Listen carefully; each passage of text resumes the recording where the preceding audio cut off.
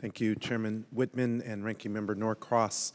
Last June, the Air Force's 65th Air Aggressor Squadron with F-35 firefighters formally stood up at Nellis Air Force Base in my district. The 65th Aggressor Squadron provides U.S. Air Force with fifth-generation Red Air to replicate the advanced threats posed by other fifth-generation fighters from China and Russia, helps train students at the Air Force Weapons School, and assist in red flag exercises to help train pilots from other services and our allies. Also in my district is the Nevada Test and Training Range, which supports the current and future testing and training, and it is the only location that can train fifth-generation systems in a live environment.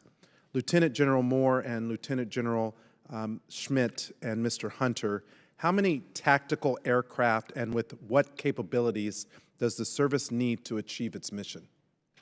And on what analysis is this based?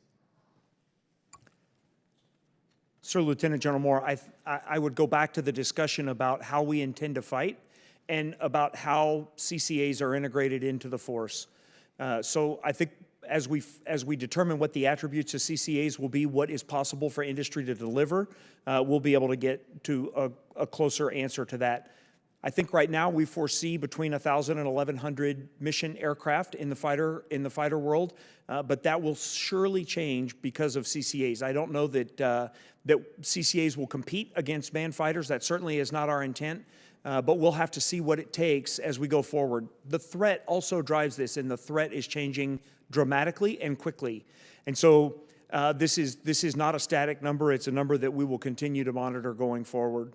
And if I could just add to that, sir, one of the key insights from our operational imperatives work was the way in which our different platforms work together. And it's essential that they be able to work together in order to actually perform the missions that the operational imperatives we're examining, in order to make sure that we can, prosecute a mission from start to finish. And it involves critical space assets to make that happen, and involves the aerial networks that connect our tactical and our ISR and our command and control platforms together. And so it's really the linkage that is critical to success. And so the numbers are obviously incredibly important. Without aircraft, you can't do it. But what we discovered was most essential in many cases was the linkages between systems. And can you explain to the committee the capabilities gap of a fourth and fifth generation fighter, please? I mean, for the most part, having a fifth generation platform is sort of the price of entry into a highly contested environment. Without having the characteristics that we see on our fifth generation platforms, you simply won't be invited to the game. Now, having said that, there are fourth generation platforms do provide important roles from standoff and in other ways. They are an important part of our force, and that's why we're maintaining that throughout the next 2 decades. But for the most highly contested environment, the fifth generation platforms, that their characteristics, their survivability, and the mission systems that they provide, and the fused avionics is really the price of entry to the fight.